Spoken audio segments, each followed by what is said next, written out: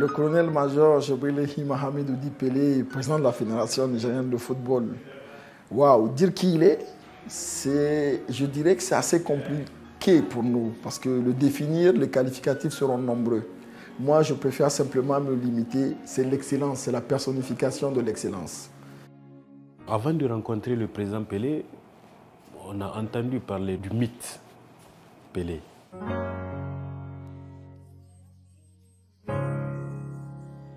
J'ai commencé à le côtoyer véritablement vers 2008. Il était président de l'AS Fan.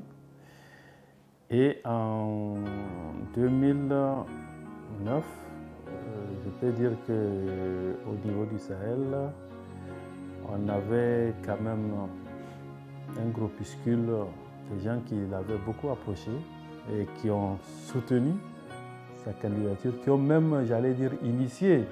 Certainement, nous ne sommes pas les seuls. En tout cas, on fait partie des gens qui ont vraiment voulu, rêvé qu'il soit président de la FENIFOOT parce qu'on voyait en lui un homme qui pouvait changer beaucoup de choses. Ses réalisations, si on commence à citer, je crois qu'on ne finira pas aujourd'hui parce que l'histoire parle d'elle-même.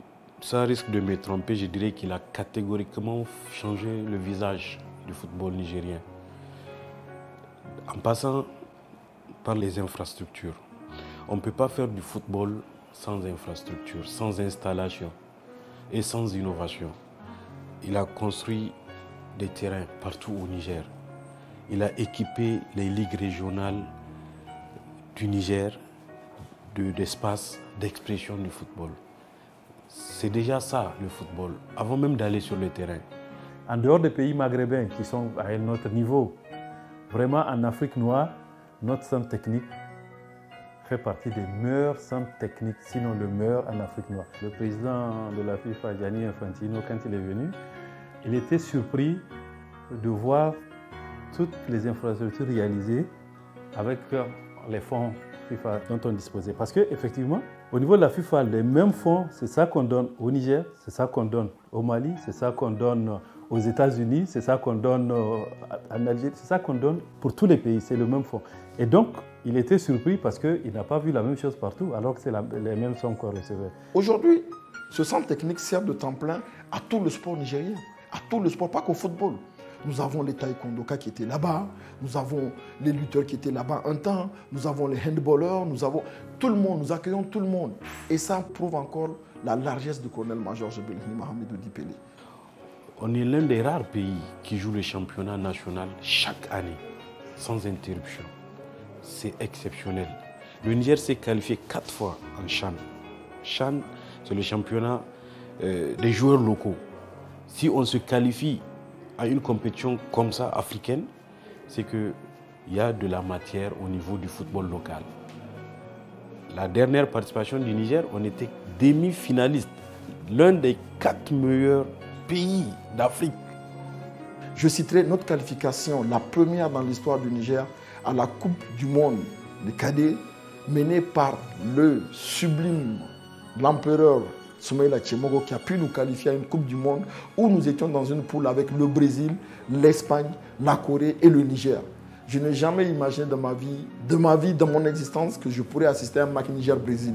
Et grâce à ces deux hommes, le colonel-major Djibril Hamidou et le coach, l'empereur Soumaïla Tchemogo, j'ai pu vivre cet événement-là.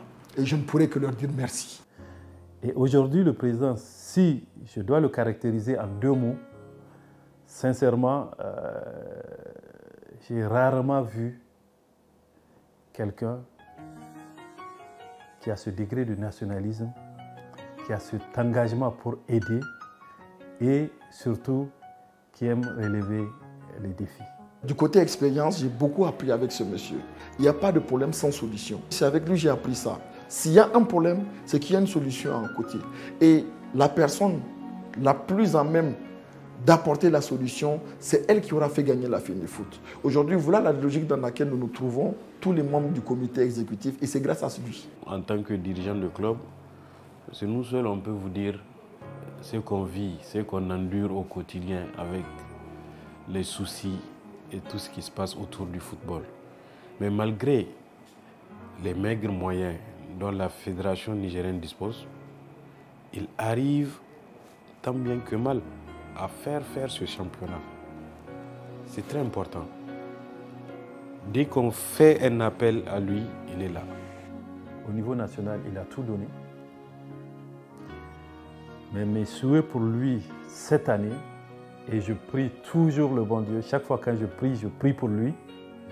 D'abord, pour que cette année, qu'on puisse avoir une 3e qualification à la Coupe d'Afrique qui va se dérouler en 2025 au Maroc. Et à titre personnel, bien que c'est tout un État qu'il représente, qu'il puisse l'année prochaine accéder au conseil de la FIFA. C'est la santé que je lui souhaite en tant qu'homme. Maintenant, en tant que président de la fédération, vraiment, je dis et je répète, j'ai commencé avec l'excellence, je finirai avec l'excellence aussi. Vraiment qu'aujourd'hui, mon souhait, le plus grand souhait, c'est de le voir à la FIFA.